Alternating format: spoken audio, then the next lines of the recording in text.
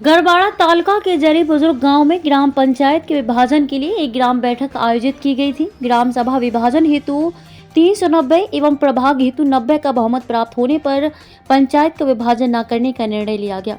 पिछले कुछ समय से गढ़वाड़ा तालुक के जरी बुजुर्ग ग्राम पंचायत के विभाजन की ग्रामीणों द्वारा पुरजोर मांग की जा रही है, जिसके लिए आज एटीडीओ महेश भाई पटेल, जिला सदस्य कमलेश भाई मावी, तलाटी सह मंत्री आरसी दामोर, ग्राम पंचायत प्रशासक गढ़वाड़ा तालुक का जरी बुजुर्ग गांव एक ग्राम सभा आयोजित की गई, जिसमें प्रशासक ने ग्राम पंचायत विभाजन का एजेंडा प्रस्तुत किया, जिसमें ग्राम पंचायत विभाजन को ग्राम पंचायतों को विभाजित करने के लिए 90 के बहुमत से विभाजित किया गया और ग्राम को विभाजित नहीं करने के लिए 390 के बहुमत से पंचायत करने का निर्णय लिया गया। इस ग्राम सभा में किसी भी अप्रिय घटना को रोकने के लिए पुलिस की कड़ी व्यवस्था की गई। आज रोज झरी बुजुर्ग ग्राम पंचायतना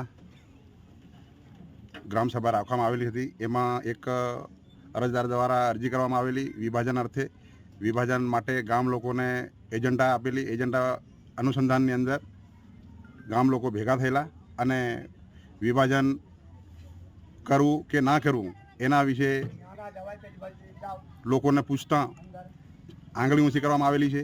વિભાજન કરવા સામે 90 જણાએ આંગળી ઊંચી કરેલી છે અને વિભાજન ના કરવા માટે 318 માણસોએ આંગળી ઊંચી કરેલી છે, જેથી વિભાજન ના કરવા સામે બહુમતી હોય અને જેથી આજનો ઠરાવ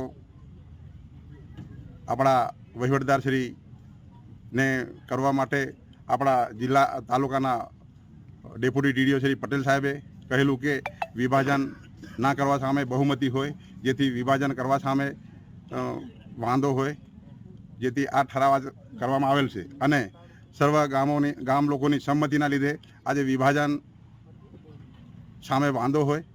અને આપ જાણો છો કે ઝરી બુજુર્ગ ગામ એક શેવાળાનું ગામ છે અને ઝરી બુજુર્ગ ગામનો વિકાસ માટે અમે સરપંચશ્રી કે તાલુકા સભ્યશ્રી અને જિલ્લા પંચાયત સભ્ય તરીકે હું પોતે ઝરી બુજુર્ગ બોર્ડર વિલેજ ગામ હોય અને એના વિકાસ માટે તત્પર છીએ અને ગામ લોકોનો અમને સહકાર છે। ગામ લોકો અમને સહકાર આપી રહ્યા છે અને ગામનો વિકાસ કરવા માટે અમે સરકારની યોજના અનેક યોજનાઓનો અમે કામ કરી રહ્યા છે। અસ્તુ ભારત માતા કી જય, વંદે માતરમ। આજરોજ ઝરી બુજુર્ગ ગ્રામ પંચાયત વિભાજન અંગેની ગ્રામ સભા રાખવામાં આવેલ હતી, જેમાં ઝરી બુજુર્ગ ગ્રામ પંચાયતના વિભાજન અંગે જે વિભાજન કરવા અંગે 90 વોટ પડેલા છે, વિભાજન ન કરવા અંગે 318 વોટ પડેલા છે। એટલે આજરોજ તાલુકા પંચાયત પ્રતિનિધિ પટેલ સાહેબ દ્વારા વિભાજન ન કરવા અંગે 318 વોટ પડતા વિભાજન ન કરવા અંગેનો ઠરાવ આજરોજ સર્વાનુમતે પસાર કરવામાં આવે છે।